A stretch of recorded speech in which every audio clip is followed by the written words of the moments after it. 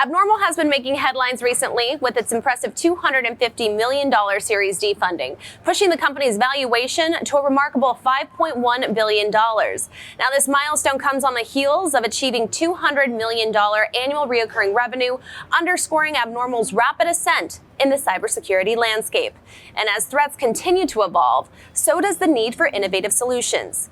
Abnormal Security CEO is joining us today to talk about how he has positioned the company as a leader in the field of cybersecurity, leveraging cutting-edge technology and a deep understanding of the challenges faced by today's enterprises, only on Taking Stock.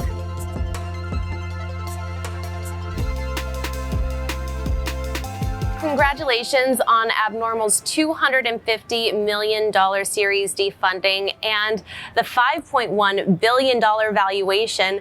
How will this new funding be utilized to accelerate the company's growth and innovation? Well, there's three different ways. The first one is, cyber attacks keep getting more sophisticated. That requires us to continue investing in our AI technologies. That's the primary thing. The first area is just investing in core technology. Second is market expansion. We're expanding where we distribute our product beyond United States and kind of UK to kind of Asian and European markets, to a lot of new customer segments, including U.S. federal government. We just received our in-process certification for FedRAMP.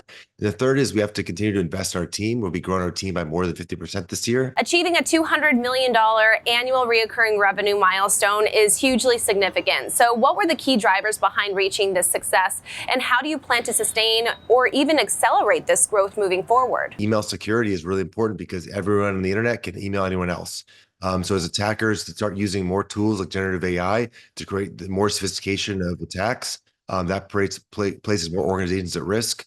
And so that is one of the trends that continues to get worse for customers. It allows Abnormal to go protect more and more people worldwide. What emerging trends in the cybersecurity landscape do you believe have been pivotal to Abnormal's continued growth, and how do you see these trends evolving in the near term? Humans are the most vulnerable part of any organization.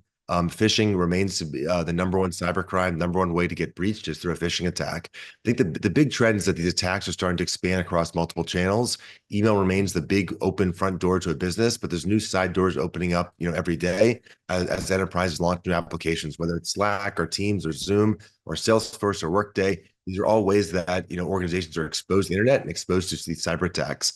So as criminals begin to expand where they attack, Abnormal needs to also expand where they defend. And so that's why we've kind of expanded beyond just email security to more comprehensively protect humans across all the everyday applications they use for work. AI has obviously been a major influence in shaping the cybersecurity industry. So how do you expect AI's role to evolve in the coming years, and how does your company position itself to stay ahead of these new developments? So I think without a doubt, AI is going to be one of the most transformative technology changes, I think probably in history, probably more so than the shift to the cloud. Abnormal has always been a leader in AI. We were a leader in AI before we were even a security company. So we will continue to make those investments to integrate to more platforms, better model the behavior of organizations, and then use new technologies in order to defend against attacks that have never been seen before. So I think our continued investment in kind of understanding behavior of people, behavior of businesses, that will continue to give us an edge in fighting the next generation of cyber attacks. A lot of important information right there. Thank you so much, Evan, for joining me. Thank you so much for having me.